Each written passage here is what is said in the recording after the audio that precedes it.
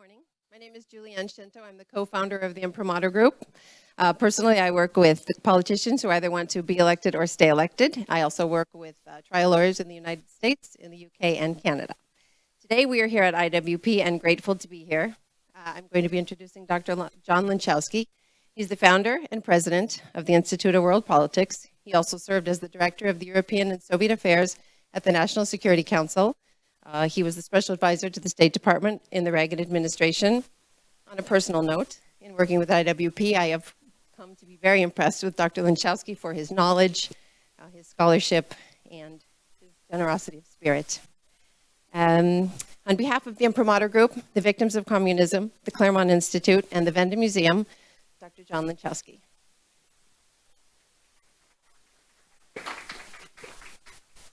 Good morning, ladies and gentlemen. Welcome to the Institute of World Politics. We are an independent graduate school of international affairs and national security. We have 5 master's degree programs. We have the nation's first doctoral program in national security. Our MA programs are in international affairs, national security, strategy, and in intelligence. We have 18 graduate certificate programs. And basically, we have a 4-part mission. We want to have our students see the world the way it really is, rather than the way they wish it to be. We want them to learn all of the different instruments of national power, which we call the different arts of statecraft, each of which we understand to be an instrument in a larger orchestra. And we want our students not only to know how to play their instrument, but also how it integrates in the larger orchestra. We also study American founding principles because I think it's important for people who are involved in diplomacy, intelligence, military affairs, and other aspects of international affairs to understand the country which they are representing or defending.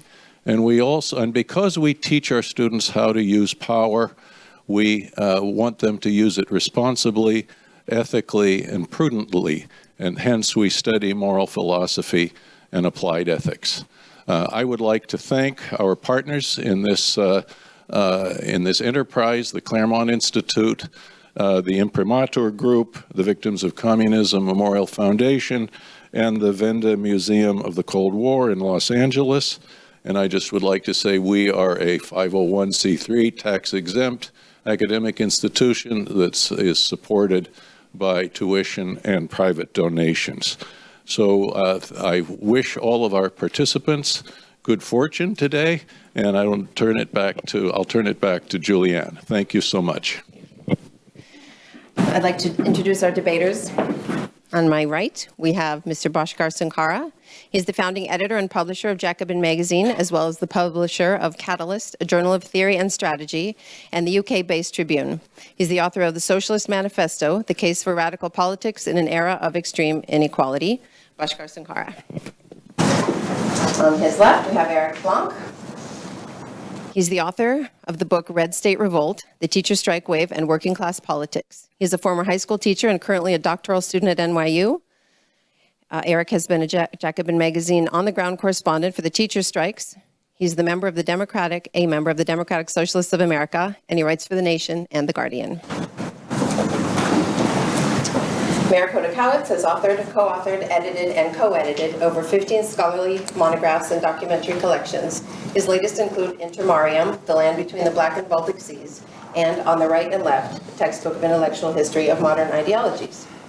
At IWP, Dr. Hodakowitz teaches courses on contemporary politics and diplomacy, geography and strategy, mass murder prevention in failed and failing states, and Russian politics and foreign policy. And our final debater this morning is Mr. Ron Radosh. He is Professor Emeritus of History at City University of New York, Adjunct Fellow at the Hudson Institute, and an opinion columnist for the Daily Beast. He is author and co-author of over 20 books, including The Rosenberg File and a memoir, Commies, A Journey Through the Old Left, the New Left, and the Leftover Left. His latest article, Paul Robeson, The Price of Self-Delusion, appears in the current issue of the American Interest. And our moderator for today, co-founder of Imprimatur, is Michael Walsh. Michael is the author of The Devil's Pleasure Palace and Rules for Radical Conservatives. He has written over 16 books. Mr. Walsh. Thank you very much, and welcome to all the debaters, and welcome to all of you here, and to everyone watching on YouTube and being live streamed by Fox Nation. Thank you all for coming. Briefly, I will state the proposition. We will ask each of our speakers to have an opening statement of 4 minutes, a hard stop at 4 minutes, and it will be responded to and countered again. The first proposition is, for this debate today, resolve that socialism/communism remains a viable economic, social, and political system and just has not yet been properly implemented. We'll start with Mr. Bhaskar Sunkara. Let's just start with Eric Blanc. Start with Eric Blanc. Eric, please. Socialism remains viable because democracy remains viable. The essence of socialism means the expansion of democracy into the industrial economic sphere. Under capitalism, your average workplace is an authoritarian regime. You walk into the door, you lose your basic freedoms. Whatever political democracy we have is large part undermined also by this inordinate power of big business over our political process. And so what we as socialists believe is that challenging the current economic dictatorship of big business by placing workplaces in the commanding heights of the economy under public and democratic control is both possible and necessary. The failures of the Stalinist regimes in the Soviet Union and beyond do not disprove socialism. If you expected us to defend the Gulag or one-party states or things of that sort, you clearly don't understand what democratic socialism is or the tradition that we come from. We fought against Stalin. We were actually, in fact, some of the first victims of Stalinism. So there's no need for us to defend all of the things that happened there. The reasons that socialism went wrong in the Soviet Union and beyond were largely contingent and contextual factors that wouldn't be replicated necessarily in an advanced industrial country like the United States. Almost every single country that has so far overthrown capitalism has taken place in countries that have been ravaged by war, primarily peasant, non-industrialized countries with low levels of literacy, and basically the types of conditions that would be needed for a flourishing social democracy were not present. So it's not surprising that the Soviet Union ended up replicating many of the problems that capitalist industrialized countries also faced, such as corruption, authoritarianism, economic inefficiency. There's no reason to think, though, that would be replicated in the United States. But you don't need to look to Russia or to the distant socialist future to see why socialism remains viable. Socialist parties, even under capitalism, have done a better job of improving living standards and of expanding freedom than capitalist defenders. Just compare the United States to Western European countries in which socialist parties and labor movements radically transformed many of the incentives and structures of society. They were able to win decommodification of housing, healthcare, education. And if we want to look at the type of society that approximates the goal of democratic socialists, although not fully reaching there, you could look at Sweden in the 1970s. And you can compare the United States to even Sweden today, despite the fact that many of the gains in Sweden and other Nordic countries have been rolled back because they did not go all the way in ending the economic dictatorship of big business. Nevertheless, the indicators are clear of the vast improvements that were made under socialist parties. Just take the question of life expectancy in the US has dropped for 3 years in a row, in large part due to the inefficiencies and irrationalities of our private healthcare system. You have 45,000 people die yearly, according to the Harvard School of Medicine, from lack of health insurance, and our infant mortality rate is more than double most other industrialized nations. The building off of social democracy to move to a real democratic socialism is not just viable, but it's actually urgently necessary. Because of the short-termism of capitalism, the current system we're living under is leading humanity to climate catastrophe. And so I think it's ultimately the most damning indictment of the current system that our opponents here will be defending, that in fact, the ability for humanity, time? You have 30 seconds. 30 seconds. Yes. Climate scientists agree that due to the misuse of our resources currently, we have 12 years for a radical transformation of our priorities. There's no reason to think that the capitalist class or market incentives on its own is going to be able to make that transition. Only socialists and socialist parties are going to be able to fight for a Green New Deal and prevent climate catastrophe and save humanity. So I think that's in some ways our strongest case for the viability of socialism. Thank you very much. Opening negative will be Mr. Ron Redish. Yes. First of all, I think that socialism in all of its forms has failed, including the attempts of the anti-Stalinist social democratic parties of Europe to make substantive changes for the better. As Mr. Sankara says in his book, we disagree on why this happened. Look at the experience of the Mitterrand government in France, tried to move far to the left and had to backtrack because the economy was collapsing. Look at the state of German social democrats in what was West Germany and Germany today. Their programs too failed because they couldn't have what they advocate work because it too was leading to a collapsed economy. So the attempts of democratic socialists to move towards more socialism and away from social democracy has also failed. My second point, the thing, and I'm sorry to see so many of the new generation replicating the mistakes we made 40, 50 years ago. And we said the same things, as Mr. Blanc said today. We can create a democratic socialism, not a Stalinist socialism. We can change things for the better. We have the same arguments. This is not new. It's just that they're revived again. And we learned the hard way that you can't legislate or institutionalize by an economic social system to produce fraternity and solidarity among human beings. As soon as you do that, the whole thing falls apart because you can't mold human beings and all their differences into a different kind of more just society. Now, I do not challenge the inequities that exist in today's capitalist society.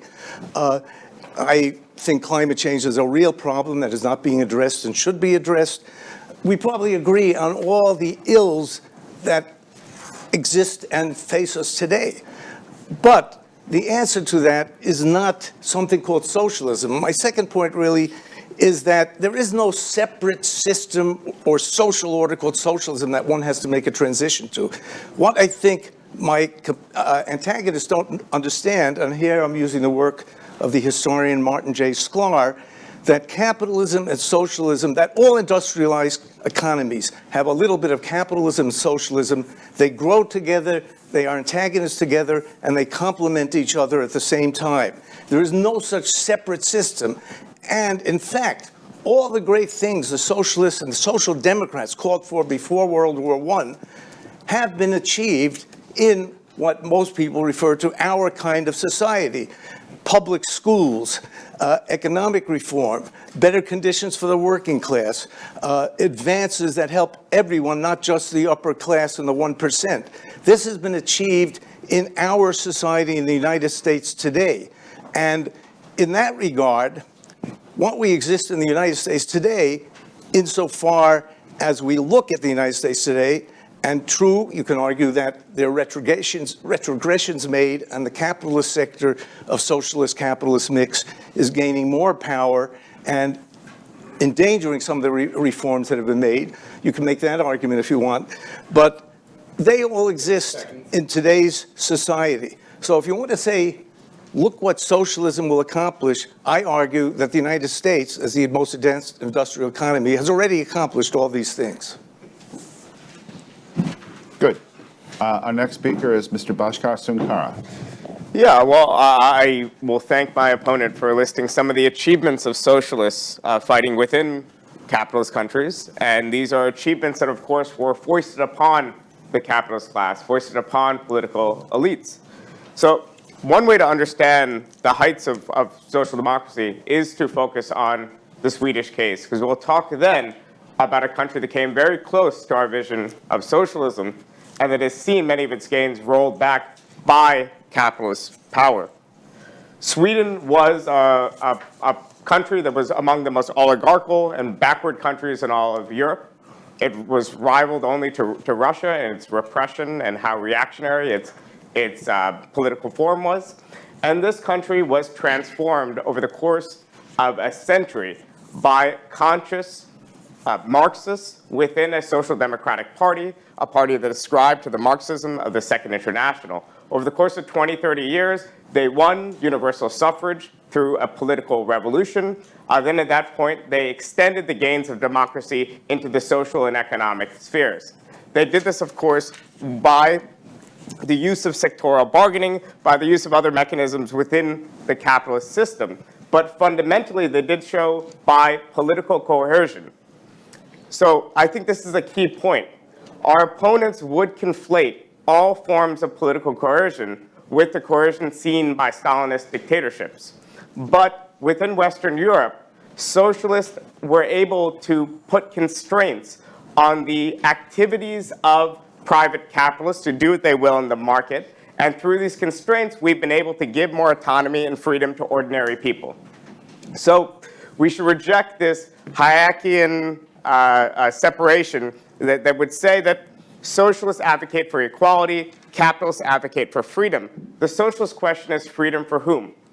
So, for instance, if you own a piece of private enterprise, if you own a firm, and you invested sweat and labor and all sorts of other risks into setting up this firm, and you enter into a free agreement, supposedly with your employees, and that agreement says your employees have to work 10, 11 hours a day. Then a Bernie Sanders figure, a Jeremy Corbyn-like figure pushes through legislation that says there is a maximum restriction on the workday. The work week is now 35 hours. That is an imposition on your freedom as a capitalist. That's an imposition on what you could do to your private property. But in essence, what it does, it expands the sphere of freedom for those ordinary working people. They now have 3-4 hours a day to figure out what to do with their lives. They now have more autonomy and freedom from the production process. This is the logic of democratic socialism. It's a logic that does imply coercion. It does imply a level of power struggle. But consistently, we've seen that the parties espousing these sorts of reforms and the parties that want to, in some cases, push forward to fully socialized production by taking away production from the private sphere of employees and giving it to workers in self-managed firms, even if they are still competing in a market economy. These are societies that have also seen the expansion of civil rights and liberties, not their erosion. These are societies that have seen parties that have participated in the peaceful transference of power. The Swedish Social Democrats ruled for 50 years. They lost election in 1976, and they got reelected in 1982. This is the history of democratic socialism. It's a history of success. It's a history of the expansion of democracy. It's a history of the expansion of freedom for ordinary working people. Thank you. Our next speaker is Dr. Marek Chodakewicz of the Institute of World Politics. Well, thank you. Thank you, ladies and gentlemen, for being here. Dr. Rados, gentlemen, nice to have you here. First, let me put this Swedish myth to rest. Sweden, like Denmark and Norway, are healthy capitalist society. But there is a parasite. It's called social democracy. It sucks capitalism blind, and it attempts to murder it. It hasn't succeeded because the terror is reduced to political correctness and oppressive law. Not only labor laws, it's laws which prevent a human being from speaking the truth. In particular, if you're either a free market enthusiast or a nationalist or a monarchist or a Christian. Yes, there is political correctness and there is social democratic terror. You don't have to kill people to intimidate them. Please look at America, what's happening. All compliments of comrade socialists and their liberal enablers. Now, what about socialism in general? The comrades here tell us to forget the past, that they have a new theory and they are going to bring us to paradise on earth again. Well, I'm afraid this doesn't cut it. The past is all we have to go on. Socialism remains a viable proposition only in a dreamland. Equality exists only before God. We're all different. Do I look like Michael Jordan? No. Democracy and socialist democracy are like a chair to an electric chair. So we can forget about that unless we want to fry. Socialism also entails a plan, which in turn entails coercion, hence terror, ultimately. Whether it's a terror of political correctness or the terror of the gulags, concentration camps, it's a different story. Socialism, in fact, is a species of Gnosticism. It's nothing new under the sun. It's not a new theory, not anything they can invent and try to dazzle us with. It's an ancient antinomian heresy where the elect feel above the law and they are going to dictate to us how to live. Everyone is equal except for the guru and his Politburo. And they are going to take us on Via Lucis, the lightning path to happiness, to paradise on earth. In Peru, it's called Sendero Luminoso, the lightning path. And that means mass murder, ultimately.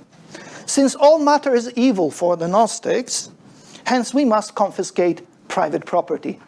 That is their main goal. And private property is freedom. Sometimes they like to collectivize women or do various other shenanigans because since all matter is evil, we should not propagate. Antinatalism is a species of Gnosticism, and it's, of course, now a part of the larger socialist proposition because it has to be new and improved like our Aquafresh every decade. What we have before us is another exciting proposition for those who refuse to learn from history. Thank you very much. Thank you, Dr. Hodakevich. Let me interject now that for the next half an hour or so, we'll have an interactive discussion among the panels that I will guide from this seat, throwing out some possible topics and now drawing upon the opening statements of each of our distinguished debaters. I would also mention that this entire event today is being held in commemoration of the 30th anniversary of the fall of the Berlin Wall, which signaled ultimately the end of communism in Eastern Europe and in the Soviet Union. So with that as a kind of elephant in the room, an example of where one branch of socialism eventually wound up, that will kind of overhang all of our current discussion. We've thrown out a number of issues here, which I'm happy to see have been put on the table. One is climate change and what, if anything, should be done about it, and the ticking clock of climate change. Mr. Blanc said we have 12 years of radical transformation before the apocalypse begins. Can you amplify that, please? Yeah, the scientific community internationally is actually crystal clear on what the stakes are. There's not actually a serious debate on this anymore as far as the amount of time we have to radically lower our carbon emissions. The only people who reject this are market fundamentalists who don't want to look at what the science says. So yeah, clearly for the survival of large numbers of people, we're talking about millions, potentially billions of people, particularly in the global south, the stakes of what capitalism is doing are really high. And in fact, the question then of moving beyond a system that is based off primarily making profits for incredibly wealthy people to having a prioritization of both the sustainability of our planet and the needs of working people is actually absolutely urgent. And there was no response. I think it's actually quite indicative of the defense of capitalism that actually nobody responded in a serious way to our claims that capitalism is inherently leading humanity to a climate catastrophe. Well, that's what we're here for. Ron, would you like to speak to that point? Yes. First of all, I think that if you look at the history of the countries that call themselves socialists, now I think the point you're neglecting is that they were under the control of Stalinists. They were vassal states of the old Soviet Union, the countries in Eastern Europe, for example. People in America who call themselves democratic socialists all believed that, in fact, the environment, destruction of the environment, and not attending to things like climate change were the result of capitalism. And they then argued that these socialist countries, which they believed, said, well, of course, we're post-Stalinism, but the so-called socialist countries have solved the environment where there is no environmental crisis there at all. And then you looked at reality after the fall of communism and looked at the rivers in countries surrounding in Hungary, in Poland. The most pollution anywhere in the world were in the so-called socialist countries. And the left in this country couldn't even acknowledge that. I had a lovely mail, not email, in those days it was mail, with the late folk singer Pete Seeger, one of my friends and mentors. And Pete Seeger sent me, literally, Communist Party USA pamphlets. And he said, you know, I'm for democracy, showing that only the capitalist countries and only the United States was destructing the environment, and then in the socialist countries there was no crisis at all of the environment. That's the blind spot that they believed. Now, you can argue, well, I never say these countries were socialists, but people who believe in democratic socialism never even challenged those claims, because they would say essentially, well, we're not totalitarians, but they're socialists because they outrun the commanding heights of the economy, and I'm a socialist too. So even they're a horrible form of socialism, they still are socialists, and we call them that, and they have solved all the great crises that some attribute to capitalism. Mr. Sunkar, how could you respond to that? I, on a personal note, spent the years 1985 to 1991 behind the Iron Curtain in East Germany, Poland, Czechoslovakia, and Russia. And from my own experience, it was highly polluted, poisonous environment, much, much worse than anything here in the West. So how do you respond to Mr. Radok? Yes, I think there's no doubt that the Eastern Bloc states had terrible environmental records. Some of that, I think we have to, if we're being intellectually honest, attribute to catch-up and rapid industrialization. So in other words, today we might say China and India and Brazil might have worse environmental records than the United States and other already developed states. But I think there's no doubt that even transitioning to a form of centralized planning or whatnot, which I don't propose, in and of itself does not guarantee better environmental outcomes. Planners and state agencies might choose to prioritize rapid development in the same way that a capitalist would choose to prioritize short-term profits. I would say, though, that state planning and investment was hugely important behind one of the positive legacies of the Mitterrand government, which was the execution and expansion of nuclear power in France, which took tremendous amounts of state planning and investment. So I think at the very least we could say that even if we want firms to operate, whether they be worker-owned, whether they be owned by private capitalists, these firms have to be subjected to forms of regulation. This could take, in some part, a market-based solutions like carbon tax and whatnot, but we need to mix that with forms of planning. And I think in your vision, that's compatible. I think we could solve this problem within capitalism or within a democratic socialist system, but we need forms of state intervention and planning. And people who have more extremist views, who don't believe in market failures, who don't want to take into account these externalities, will not be able to solve this. And a lot of those people are in our government right now, in the Trump administration. Dr. Hodakevitz, Mr. Sunkar raises a good point, I think, also in my own personal experience. The state of France under Mitterrand, with the Grand Projet, with the social works that were undertaken, the excellent highways in France. As I drove around France, I was very happy for a certain amount of socialist application to the roadways. How do you respond to that? Wasn't Mitterrand France, wasn't that quite a nice country? Well, France became the dark place in 1789 when the revolution broke out and the Jacobins came and started mass murdering people. It hasn't recovered since. It's a split country, as you see.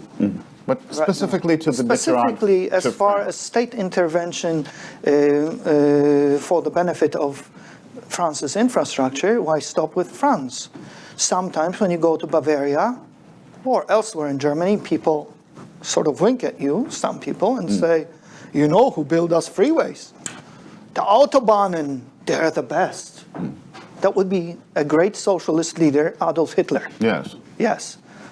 Okay, I am not Ayn Rand. I'm actually feudal. I'm a conservative. I like a commonwealth with self-government, a sovereign, a queen or a king, whatever. I like this republic because that resembles the system I like the most. We do not need the federal government to do everything. we needed the federal system of highways in this country to move our nukes around. And the Eisenhower administration took care of it. And because I'd rather defend myself and my family from the Reds than I acquiesce to Eisenhower's shenanigans, which doesn't follow, they make me happy. Well, you can certainly now drive from New York to Los Angeles, which you couldn't back in I can also fly. the 1950s. I can also take a horse. I'd like to go to It all Eric, depends, you know. to Eric Blanc here. You've mentioned Sweden, both you and your colleague have mentioned Sweden. Oftentimes when socialism is being discussed, Sweden is held up, the Scandinavian countries are held up as an example. Why not hold up other countries such as Venezuela, which have had an experience with socialism that I don't think any of us would care to share? Why is it always just the Scandinavian countries that seem to be extolled as a paradigmatic way of having state socialism? Well, in fact, I actually already set up why I believe on this, and there was, again, no response, which is that if you're going to compare the United States and compare the types of dynamics we might have here, as far as socialism or capitalism, you can't look at a country that is not at an equivalent level of political development and economic development, right? So actually, the important distinction I made was between the United States and Nordic countries that have tremendously improved their living standards, even compared to us, on happiness metrics, on metrics of health, and I gave statistics that are irrefutable. And so if you want to compare Venezuela to the United States, it's not a fair comparison. You could compare Venezuela with many unindustrialized countries in South America under capitalism that are similarly authoritarian or similarly racked with poverty, right? And so why don't we condemn capitalism as a whole for the problems in Colombia, for instance, or in Mexico up until recently? So the question then of comparing the United States to an underdeveloped country in the South is just like not serious intellectually or politically. And so, yeah, that's the reason why we would compare Scandinavian countries or Nordic countries, because those are the conditions in which we most resemble the United States and in which a socialist transformation would be most relevant. But didn't you also just say that Sweden was a backward country, somewhat comparable to the Soviet Union, and then socialism took root in that? You said that, yes. Mr. Reda. Yes, I was going to say two things about this. Bashir mentioned nuclear power, praising the Mitterrand government for using that resource. What is the position of the Democratic left in the United States today towards nuclear power? They are against it because they think we can't go nuclear. That's dangerous. They are against fracking, which helps the economy a great deal, provides more jobs. Now, I would agree there's some problems with fracking, but I think those can be addressed. Environmental problems that affect people where the ground is dug up for fracking. But the left today that you refer to with this political correctness are not the democratic socialists. The left today is what Barack Obama criticized 2 weeks ago, the woke left that indulges in the political correctness and the tyranny of political correctness. That left today does not even call itself democratic socialist. They are politically correct left. That is, and you can see the great example of that, of the banning and the covering up of that art exhibit, ironically in California in one of the high schools, done in the 30s by a member of the by a communist who was showing what he called the true history of the United States, with the exploitation of Native Americans and so forth. What does the woke left today say? Oh, that hurts our feelings. We can't be portrayed this way. We have to ban it, destroy it. The compromise was reached where they cover it up. That's the left today. It is not Mr. Blancara's and Mr. Blanc's socialist movement. Before we get into the social part of this discussion, I'd like to stay on the technical and the economic. Dr. Chodakewicz, you grew up in Poland, in communist Poland. Wasn't the electrification of the Soviet Union a good thing for Russia? Why? So that communists could beam their propaganda to the poor? Well, I'm asking you. So my answer is electrification is good under freedom. It depends what purpose any human invention serves. No, let me throw this then over to this side. was the electrification of the Soviet Union worth the omelet that had to be made by breaking so many eggs? The expropriation of property from the kulaks and the great hunger, the Holodomor in the Ukraine. What's, in your view, the trade-off there? Well, I would actually very much agree in the sense that development isn't an end in itself, and development comes at the price of human lives and human catastrophe, then it's nothing worth celebrating. In fact, the Soviet Union, though, was on a path to a form of development that I still wouldn't have supported. It still had the authoritarian party state and whatnot, but under the NEP was the new economic program of the 1920s. There was a plan towards slow and stable development in the Soviet Union through the use of market mechanisms and state planning at the commanding heights of the economy that didn't involve forced collectivization, didn't involve rapid industrialization, which prioritized heavy industry and unbalanced the whole Soviet economy and whatever else. So I don't think there's any justification for Stalin's program at either the question of development. I think there was no justification. In fact, the Soviet Union was on a path to better development even before the rise of Stalin. Dr. Hodakevich?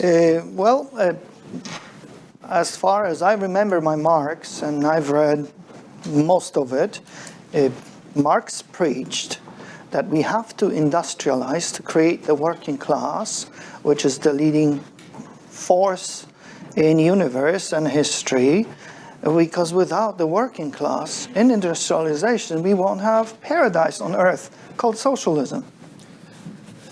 Therefore, Stalin, just like Lenin and any other commie, was necessary in that view. They simply disregarded all other human beings in their Gnostic drive to utopia. And we're just getting another take on the same old, worn-out Gnostic story. That's all. Mr. Radosh, you were a communist in your youth, is that correct? Yes, very briefly, thankfully. So was Robert Conquest for half a year. Since you've had experience on both sides of this particular political question, what was the cause of your change? Was there a specific... Well, two things. When you're young, an overriding theory that explains everything.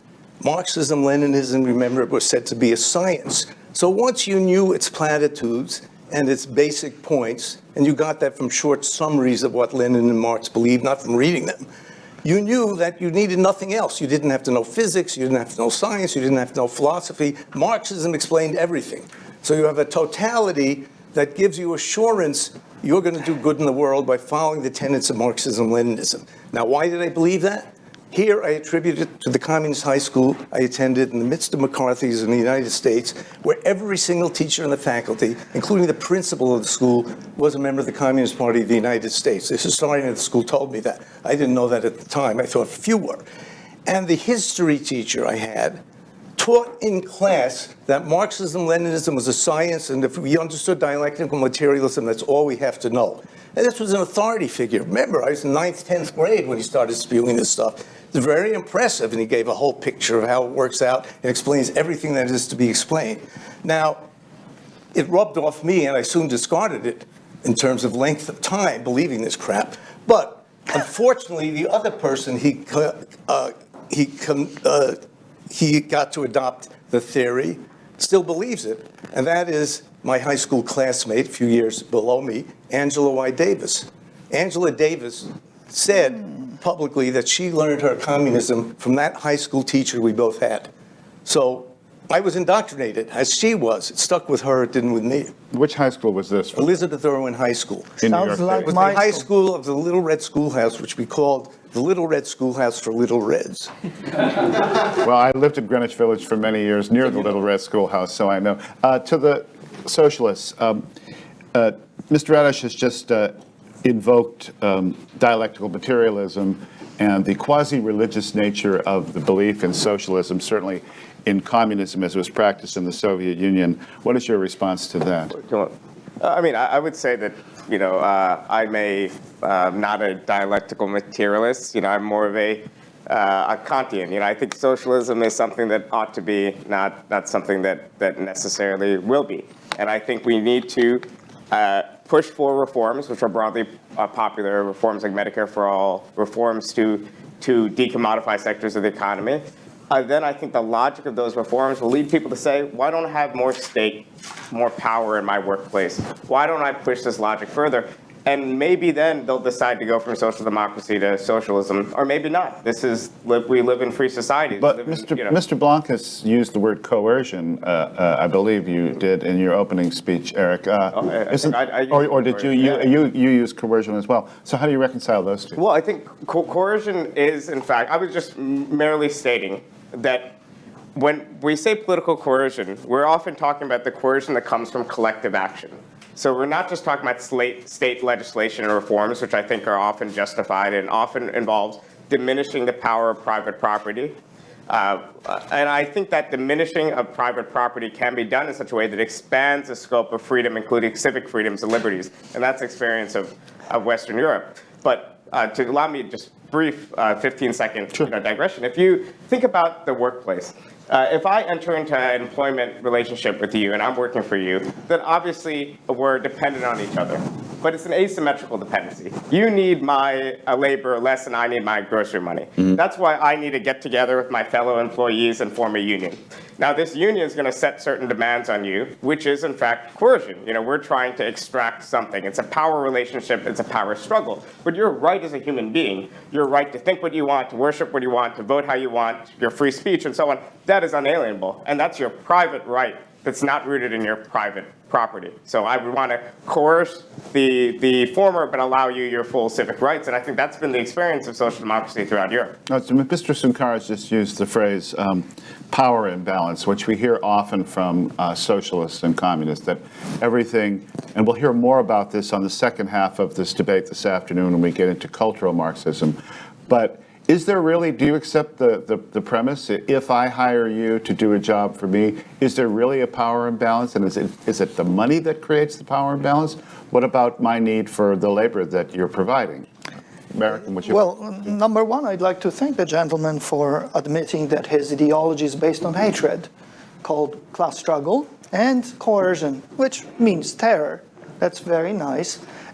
My beliefs are inimical to terror and hatred. I believe in love, and we should all get along and not mass murder each other, which your ideology proposes ultimately. Now, as far as your question, no, because I'm free to quit anytime. If I didn't have a family, I wouldn't have to do anything. I could barely float anywhere, and all I need is my books. I like to read, and I like to write. That's all I write. That's all I like. So I don't really care what my generic employer would say. I happen to love the Lord and Master and respect him, and I serve him at work here. This is not a work, by the way. It's a hobby. It's a dream come true. But I am in no way compelled to be here by hard economic circumstances. Until I can move, I can fend for myself. I can do anything I want for my family. I am not enslaved where I am. And then when I can no longer move, my family will take care of me, and so will my church, the Catholic Church. Mr. Radish, as soon as we get rid of socialists from the Catholic Church. Is this notion of power imbalance, was that also true in your youth? Was that something that was discussed in a sort of Marxist Hegelian kind of way? Well, or however you wish to respond to Mr. Sunkar's point. Well, yes, first of all, he said some things, go back to his praise of the period of the NEP in Russia. That was, as he well knows, a temporary policy instituted by Lenin because the entire economy had been destroyed. There was no working class in Russia anymore. The great factories, they all disappeared. Everything was grinding to a halt. The Soviet Union state power was collapsing. So he was, by creating the NEP, he admitted in a sense it would fail unless they turned back temporarily to capitalism. The people who wanted permanent, like Bukharin, you know what happened to them, This was a temporary measure. And in fact, if you read Soviet history, under the NEP, the state repression increased. More arrests, more persecution of dissenters, because they knew NEP would create a new middle class that was attuned to profits and making themselves better by a market economy mechanisms, and they had to suppress anyone who advocated that during this very temporary measure till they could get back to national state planning and then create a command economy, industrializing at the expense of the whole Russian people. So that's one thing. Secondly, the reforms that are mentioned quite often, the creation of unions, and here's where I disagree with Marek. If you were in the 1890s and the 1900s and you were working 12 or a 14-hour day and then a labor movement created and argued we have to have an 8-hour day, you wouldn't have had that except for what the labor movement contributed. There was nothing wrong. Labor movement, in fact, the unions were by and large recognized by the so-called capitalist class and worked within the system, and they understood, sometimes with opposition from smaller industrialists, not so much from larger industrialists, they understood that the way to stability and avoidance of strike is cutting a deal with organized labor, because they recognized they could not carry on unless they worked with labor within the same system. And the union's demands were largely accepted by the capitalists. And if you read the works of two socialist historians, the late James Weinstein and Gabriel Kolko, on the progressive era and progressive reform, the point of both of these books is that great reforms of the early progressive movement were sponsored by and backed by the leading corporate capitalists of the day, including unemployment insurance, sickness insurance, and so forth. Sometimes small businesses were against it, like the Meat Inspection Act. The small businesses couldn't compete with J.P. Armour and company.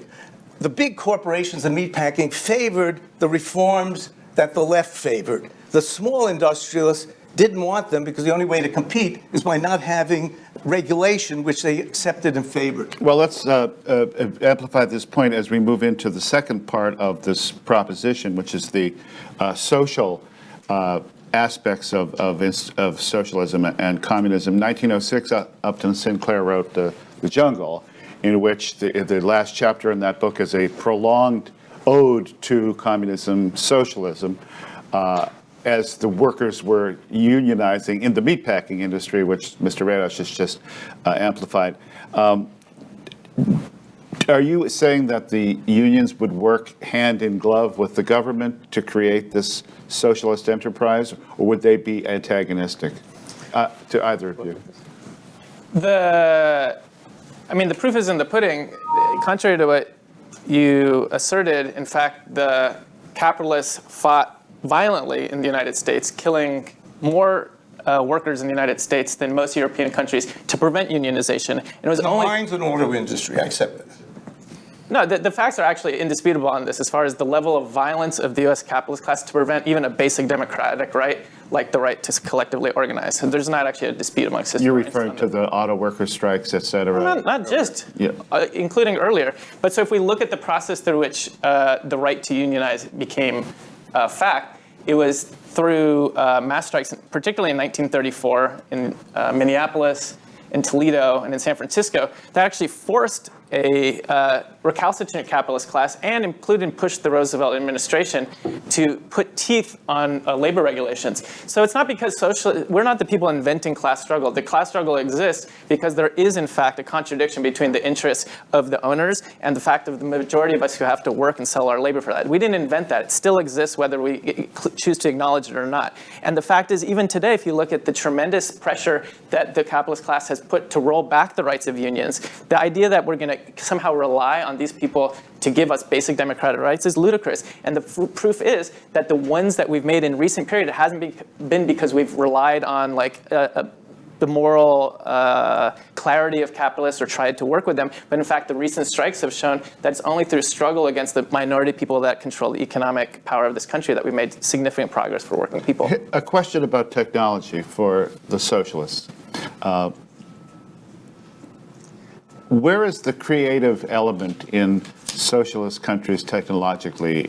In my experience, and I'm sure in the experience of others on the right, the technology of the Soviet period was primitive and crude. It was derivative. It was, in the case of China today, it's stolen from creative Western capitalist societies. Given the fact that under the economic system there's very little reward for individual initiative, what provides any aspect of technological improvement under a socialist system? Well, in states administered by democratic socialists, you in fact saw through the use of the mechanism of sectoral bargaining a push towards capital intensivity. And it just makes sense. If you have strong unions with strong bargaining power backed by a social democratic state, then those workers are going to be able to make higher wage demands. And in the context of sectoral bargaining, it meant that the weakest and least efficient firms went out of business. The middling firms were able to survive. The most efficient firms were able to accumulate excess profit, a result of sectoral bargaining, to expand production. And they often expanded in a way that limited their dependence on workers by capital intensivity. And obviously the role of the state is not to control unions, but just to use active labor market policies and things that many people across the political spectrum would agree with. Isn't it troubling, though, that the definition of fascism under Mussolini was effectively a partnership between government and business, so that they were working in a collective manner? Hitler adopted some of this and, of course, made it even worse socially as he built on that. Are you calling for essentially a unitary state here? No, corporatism has taken many forms. Obviously, not all of them fascists, of course. But I also wouldn't describe the regulatory state in the U.S. as corporatist. I think actually the arguments are provocative of Gabriel Coco's Triumph of Liberalism, but I think they're largely debunked. The idea being that big corporations actually want a barrier to entry, so they supported regulations, so it's harder for smaller competitors to compete. I don't think it's rational, but I don't think it actually, as historical record, happened that way. But what I'm proposing is an autonomous, strong labor movement that's driving development through the use of sectoral bargaining and coercing the capitalist class into making certain concessions. So, for example, if you're a Swedish capitalist, you'd be able to say in the 1950s and 60s that I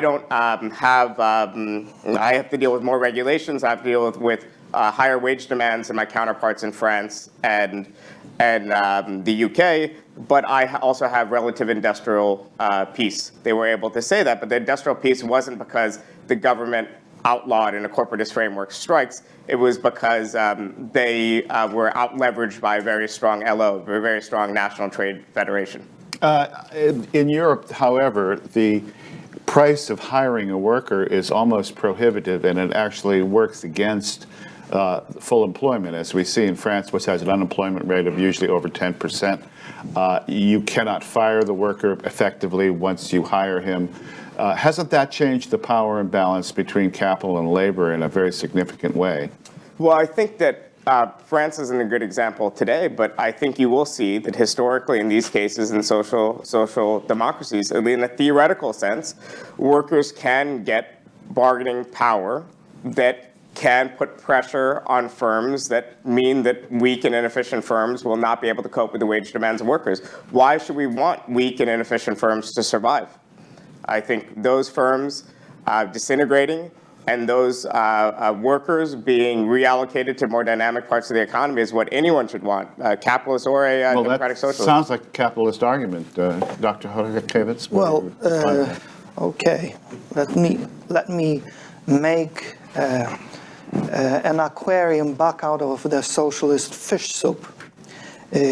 Number one, and disclaimer, you asked me individually what I liked, and I told you what my relationship was to the blood-sucking capitalist exploiters that run this school. However, you didn't ask me about my relationship to trades unions. Well, if they are anti-communist, they are fabulous, like Poland's Solidarity. Mm-hmm. That's number one. Number two, let's go back to Rerum Novarum, the papal encyclical, which preached the glory of organized labor.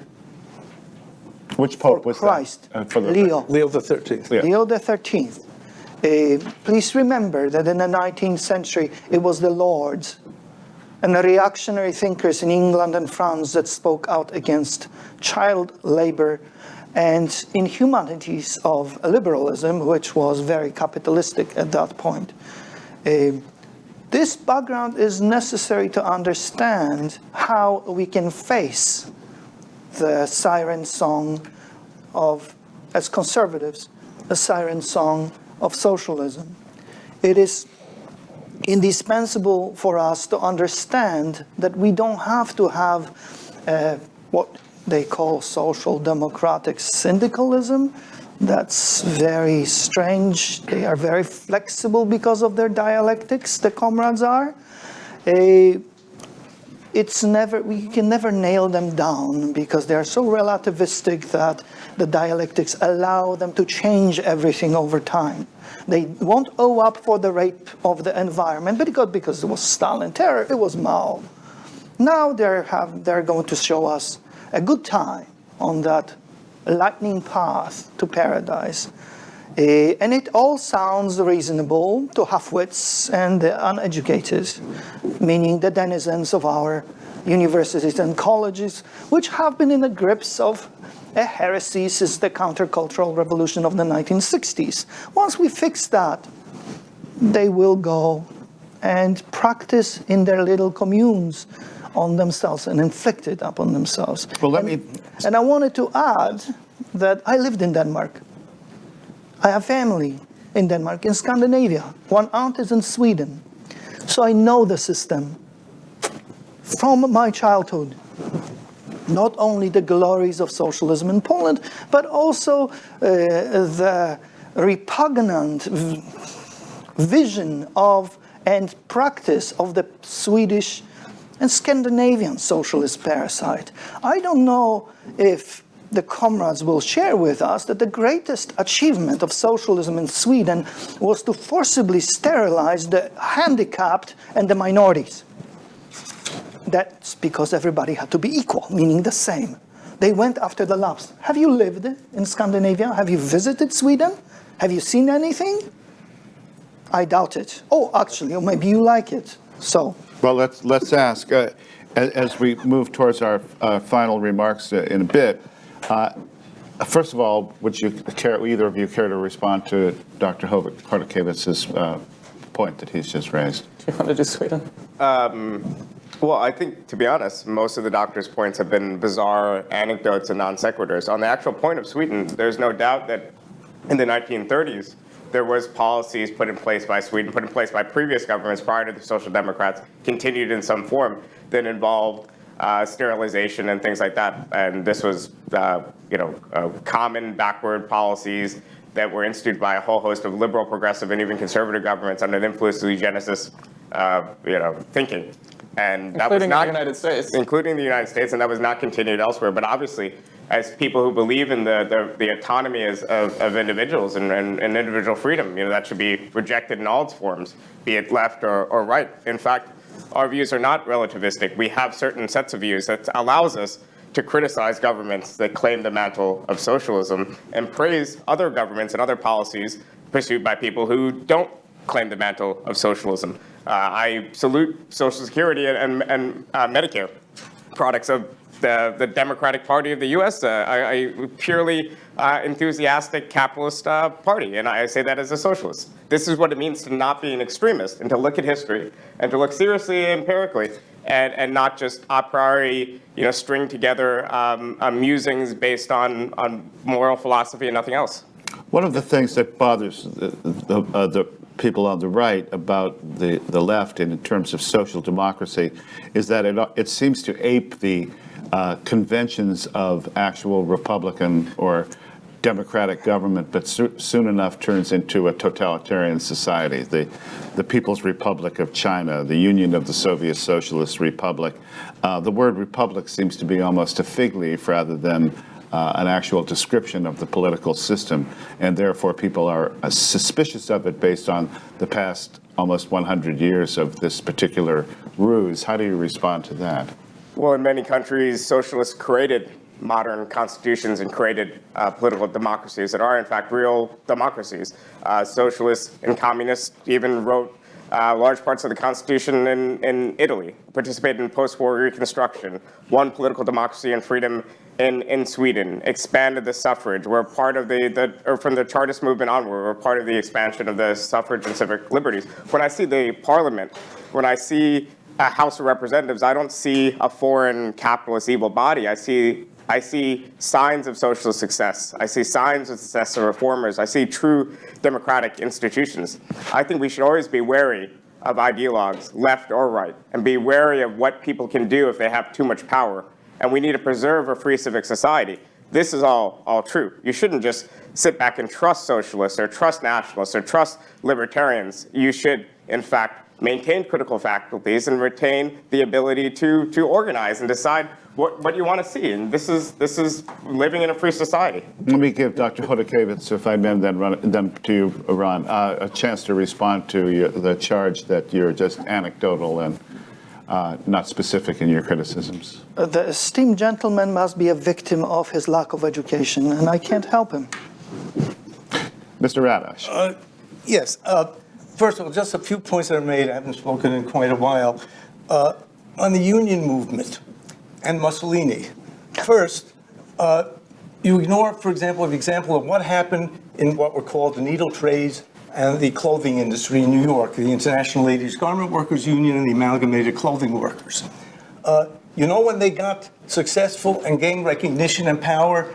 Because it was during the Wilson administration when they set up their own state-run subdivisions and signed contracts agreeing that the Army and the United States would not sign contracts with any firm that did not recognize the two unions. So these were unions that had militant socialist strikes in the 1900s, and then, of course, after the Triangle Fire, which you all know about.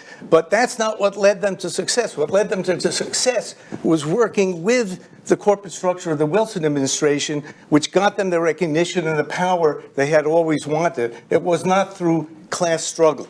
Secondly, on the socialist contribution here, I've been dying to quote this one thing from my intellectual hero, Leszek Kolakowski, who wrote, "Be that as it may," referring to the final outcome of socialism, "socialist movements strongly contributed to changing the political landscape for the better. They inspired a number of social reforms without which the contemporary welfare state, which most of us take for granted, would be unthinkable. It would be a pity if the collapse of communist socialism resulted in the demise of the socialist tradition." I agree with that. I think you have to give credit to the demands made by individual socialists, which were incorporated and weren't, in the basic sense, the threat to the capitalist system that my colleagues on the left think it was. And finally, on Mussolini. Mussolini was a favorite among virtually all the American intellectual class, the political thinkers, and the labor movement.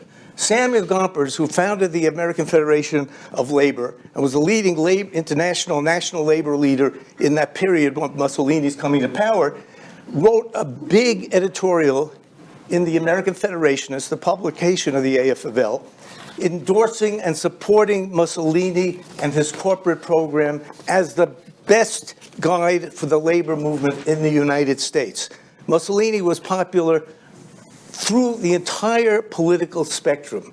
And of course, under the NRA, FDR's appointee of the head of the NRA, which was the first big agency that the Supreme Court said was unconstitutional, and it collapsed, had a picture of Mussolini behind his desk and considered himself a disciple of Mussolini, who was creating, through the National Recovery Act, what Mussolini created in Italy. So Mussolini was extremely popular and seen as a guide in the United States by all kinds of people. Now, as we move towards our final statements in a bit, I would like to dwell on this part of our proposition, which is that communism, socialism has never really been tried yet. And I'm going to turn to our friends on the left here to amplify that. Do you accept that it hasn't been properly instituted? And also, is there a way, and this will be to everybody, is there a way to synthesize, as Mr. Redash just suggested, with the incorporation of certain liberal or socialist or union principles, is there a way to achieve a synthesis that is workable and that does not fall to the false promises of the past that resulted in the collapse of, say, the USSR, which only managed to last 75 years before disappearing nearly overnight? Yeah, I mean, I think we need to be honest and say that the attempts thus far that have eliminated private ownership of the means of production have not reached anywhere near the type of socialist democracy and abundance and flourishing that we want, right? Our case is not that that is inevitable, though, but that there's contingent and contextual factors about those specific cases that wouldn't be replicated in the United States. But are you still advocating ownership of the means of production for the state?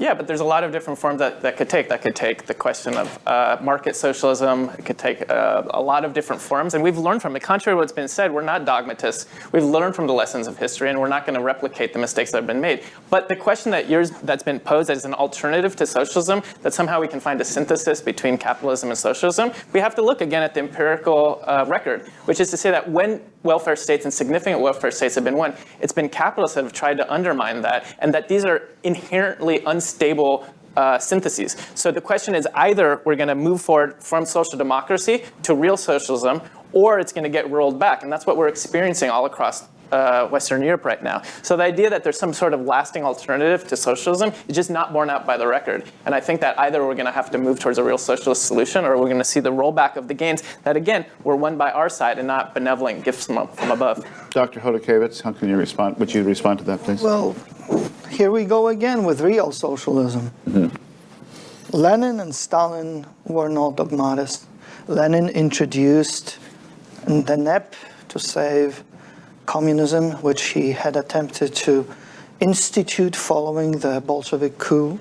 Stalin made a pact with Hitler because that's how dialectics dictated, because And Roosevelt. whatever advances the cause of the revolution is objectively good. A real socialism I had in my school, in my childhood. It sounds pretty much like Professor Radosh's school, except some of our teachers were dissidents, and most of what I learned was at home. From the survivors of Auschwitz and Stalinogorsk's Gulag, and various other assorted human wrecks who were experimented upon by the socialists. So I was saved by Ronald Reagan and the United States of America because I went back to Poland in 1980. I just turned 18. I thought there would be an anti-communist uprising to fight. Unfortunately, Solidarity was crushed. My father went to jail, as usual, and I was in the student underground fighting against ideas like this, publishing an underground news sheet and distributing stuff. The Americans got me out. For the first time in my life, the secret police wouldn't come to confiscate my books in California. So I still think I'm in paradise, except now the paradise starts smelling of socialism. We need to be clear-headed. We ought to establish or re-establish the holy officium to sniff out those who wish us ill, those who wish to terrorize us, and those who wish to kill us. Thank you. Before we have our closing arguments, I'd like to turn to the left here. Francis Fukuyama, when the Soviet Union collapsed, published a book called The End of History and the Last Man, in which he envisioned a kind of capitalist, democratic capitalist state as the end state of this Hegelian Marxist progression. Do you accept that, reject that, or where do you stand on what is the end state as far as you are concerned? Well, I'm not a Hegelian. I don't believe in end states. I believe in the permanence of politics. Even if we were in a society without class antagonisms, where workers own their workplaces and so on, if me and you had to figure out how to cross the Potomac and in our communities, and you wanted to build a tunnel, I wanted to build a bridge. That's a political dispute, and political disputes need to be mediated by free civil societies and democratic institutions. And those institutions by nature are always going to be transforming, they're always going to be changing, they're always going to be evolving. Today in the United States, we don't need to ban monarchist parties. No one wants monarchy in the United States. We had a revolution to get rid of monarchy. In my ideal of a socialist society, there won't be anything banning people from trying to restore capitalism, but I don't believe it'll be a popular outcome if people are truly in a better and more just society. Mr. Blank, do you have any additional remarks to this point before we start the final statements? No, that covered it well. All right, then. Let's start with Mr. Redash for your closing remarks. Yes. 3.5 minutes and a hard stop at 4, please. Yes. I think the fact is, as I said, and let me amplify that the socialist tradition has one valuable thing it did. It provided accurately and zeroed in on what were clear inequities in the existing political and economic system. That was a contribution, as Kolakowski said. What it did that was wrong was producing the alternative of something called socialism, which would be supposedly, like the Marxists who believe, the next stage of history as capitalism would disappear. As I said in my opening statement, I think that is completely wrong because capitalism, socialism complement and grow together in complementary and sometimes antagonistic forms. And that there is no something in the future called socialism. It cannot exist. It has failed even in the countries that were democratic and tried it. It would fail again. And what the people who advocate are doing, as I said, is turning the clock back to all the illusions we had in the 60s and 70s when I was their age, and arguing for socialism as a different kind of system. And once again, I see the new generation using the old arguments as if they were something new. They are the same arguments. They've been discredited. They've collapsed. And therefore, you need reforms and changes within the existing system. And you do not want to hold out some mythical heaven on earth, as Josh Moravsky says in his book, where he traces all the failures of the existing socialist societies, including the democratic socialist ones, like in Israel and elsewhere in Western Europe. They have failed. They're going to fail again because nothing has changed. That's it. Mr. Sunkara. I think it's good. Mr. Blank. So our case was that we should defend and expand democracy, and surprisingly, no strong, or maybe not that surprisingly, no strong argument was made against that. We need to separate out capitalism and democracy from each other and not conflate them. Because in fact, democratic gains were made primarily, and the evidence is quite clear on this, from struggles from below, not granted by capitalist owners.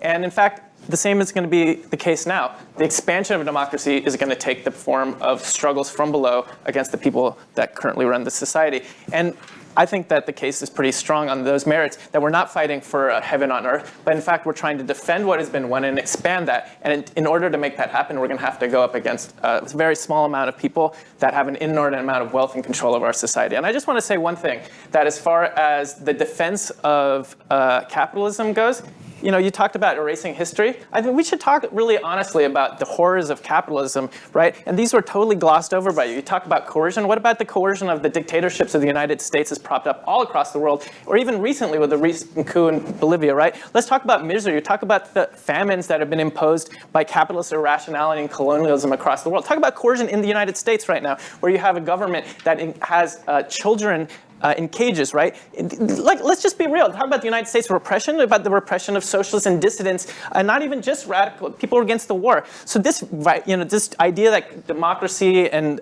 capitalism are the same thing is just not borne out by the record. Our record as socialists, as democratic socialists, is far better than any of our competitors. And for anybody who's seriously interested in the record of history, I think it's quite clear who's on the side of democracy and who's on the side of minority rule. And I'll just end with this. The basic proposition that I ended with at the start of my talk was not refuted, which is that if we have a chance of existing as a human species, given the threat of climate catastrophe, we're going to have serious coercion against the capitalist class to be able to radically transform the way our energy resources are being used. You have a fossil fuel industry right now that is willing to literally drive humanity into the ground, right, because it will get a little bit more profits. So the question is, right now, it's not an abstract question. It's a question is, who is going to actually be able to preserve the gains of human civilization right now? I would argue that it's quite clear that socialists are the people putting forward real solutions to that, and the defenders of capitalism are literally justifying a suicidal political project.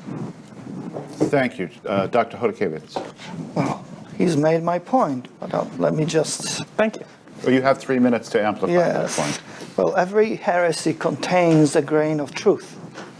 There is injustice in the world, and most of the time we get the short end of the stick. I'm lucky I have a beautiful and extremely sagacious wife. Other people may not be as blessed. I don't envy them. I don't want to struggle against them. I don't want to share my wife with others, unless she wants to dump me and move on. As far as socialist fantasies, as I said, they've been around history forever. As far as capitalism, capitalism is not the sacred screed, it's just a tool. And the proof is in the pudding. Where you have free markets, there is prosperity.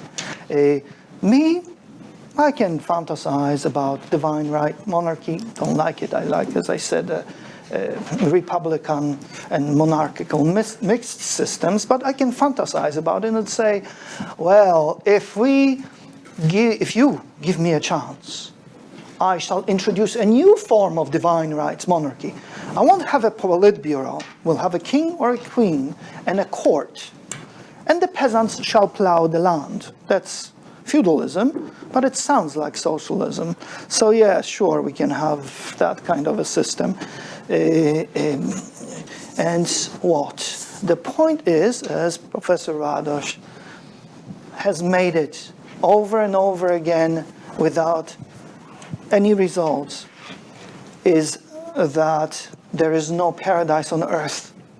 Earthly systems are imperfect because human beings are imperfect. And human nature being what it is, we're not angels, we're fallen angels. We cannot possibly achieve paradise on earth, and we never will. And here is another proposition to enslave us.